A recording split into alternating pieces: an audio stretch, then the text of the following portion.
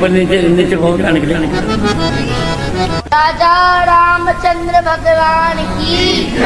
आप पर नीचे जाओ, इनको करो नीचे, पर इनको मर्यादा है मेरी।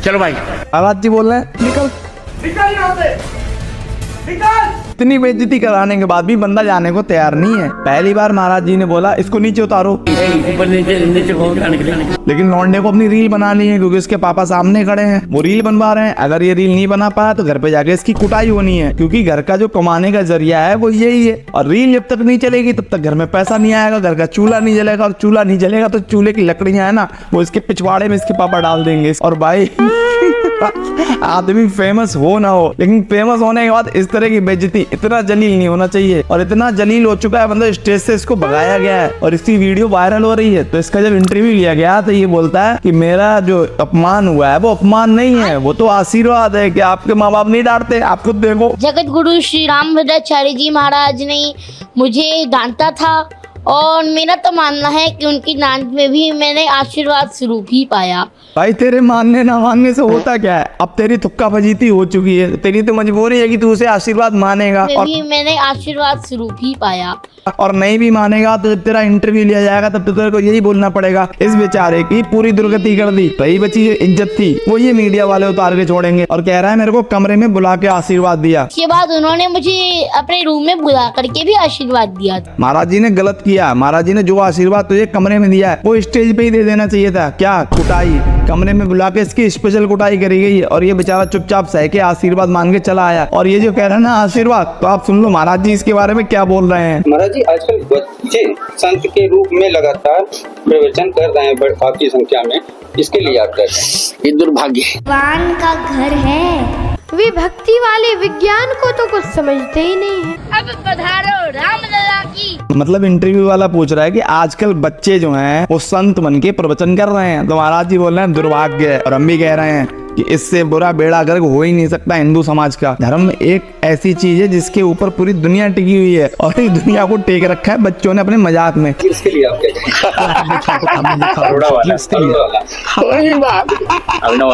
महाराज जी को भी सोच के हंसी आ रही कि मैं कैसे बच्चे के साथ बैठ गया था एक बार, और अब देखो रिएक्शन क्या देंगे, क्योंकि उनको महसूस हो चुका है कि मैंने अपनी लाइफ की सबसे बड़ी गलती करी थी, जो इस छोटा हाथी के साथ बैठ के मैंने 2-4 मिनट बिता दिए।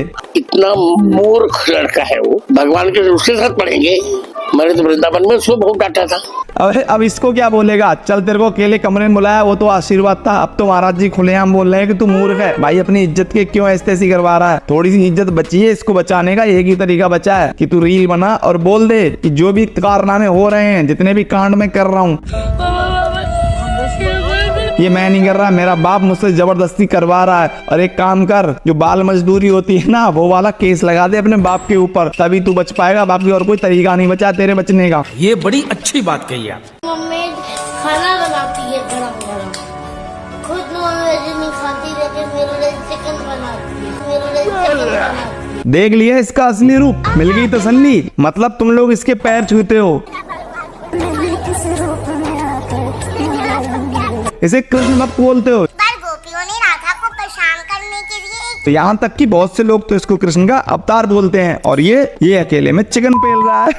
तुम्हारी सारी भक्ति पे, सारी श्रद्धा पे इसने ऐसी तैसी मार दी। मतलब इसके जो रूप देखते हो तुम रील में, वो इसका धंधा है, इसका बिजनेस है। वहां से ये पैसा कमाता है और पैसा कमा के घर पे जाके चिकन पेलता है। मतलब पैसा कमाने के लिए कृष्ण का नाम यूज करता है। और इसके कारनामे हैं कंस जैसे, इसने साधु का चोला ओढ़ रखा है। अब पधारो रामलला की, खत्म सब दूरी हुई, राम की अयोध्या राम से ही पूरी हुई। जय श्री राम। ये बेचारा इतना फेमस हो गया, इतने सारे पैसे कमाता है, घर यही चलाता है, लेकिन इसके घर वाले इतने बेगैरत हैं कि इसको एक चोली भी नहीं दिलवा सकते। बेचारा पब्लिक प्लेस में जब नहाता है तो अपने अंगों को छुपाने के लिए गमछे का यूज करता है। मतलब क्या करे, ना चाहते हुए भी उसका अंग प्रदर्शन हो रहा है। ये खुद अकेले में चिकन पेल रहा है, लेकिन अगर इंटरव्यू में किसी ने गलती से इससे पूछ लिया कि चिकन क्यों नहीं खाना चाहिए, तो इसका एक ही जवाब रहता है। आप अपने किसी प्रियजनों की उंगली काट करके खा सकते हैं? आप अपने प्रियजनों की उंगली काट कर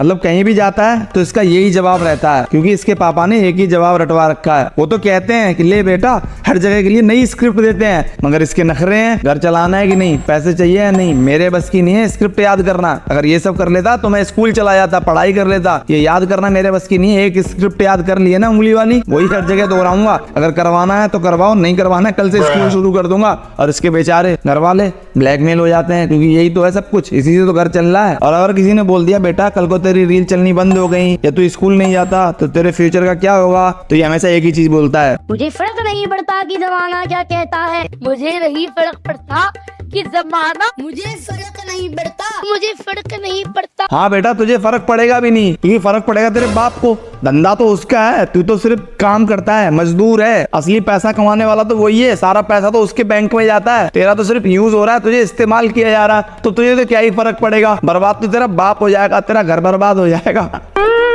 तेरा क्या है, कल से स्कूल जाना शुरू कर देगा। खैर स्कूल भी नहीं जा पाएगा क्योंकि धंधा बंद हो जाएगा, तेरी फीस कहाँ से आएगी, तेरी तो मौज है। इसकी हर वीडियो में आपको एक कमेंट जरूर मिलेगा कि तू स्कूल क्यों नहीं गया। इसके बाप को समझ आ गया कि इसका जवाब देना जरूरी है। तो जितने भी इसके इंटरव्यू होते हैं, पॉडकास्ट होते हैं, सब में एक क्वेश्चन जरूर इसका बाप इससे पूछवाता है कि बेटा स्कूल के बारे में बताओ। तो बेटा क्या बोलता है आप खुद सुन लो। विद्यालय में पूरा दिन मेरा अच्छा जाता है, विद्यालय में मेरा पूरा दिन उत्तम जाता है, विद्यालय में हर दिन अच्छे से अच्छा जाता है, विद्यालय में मेरा पूरा दिन उत्तम जाता है। और ये स्कूल को विद्यालय बोल रहा है, मतलब ये गुरुकुल से पढ़ के आया है। भाई मैं बता रहा हूँ, ये चिकन पेलता है, फोन यूज करता है, स्मार्टफोन, और बढ़िया घर में रहता है, अच्छी सी सिटी में रहता है, मेट्रो सिटी में रहता है, और ये सिर्फ नौटंकी कर रहा है। और अगर आपको अभी भी समझ नहीं आ रहा है कि नौटंकी कर रहा है तो आप सही में बोले हो और ऐसे ही लोगों को फॉलो करने लायक हो। आगे इसकी वीडियो बहुत सारी देख ली है, अब मेरे अंदर हिम्मत नहीं देगी इसको देख पाऊं। आज की वीडियो यहीं खत्म करता हूं। मैं आपसे फिर मिलूंगा किसी भयानक से मुद्दे के साथ, तब तक आप वीडियो को एंजॉय करें। Thank you guys.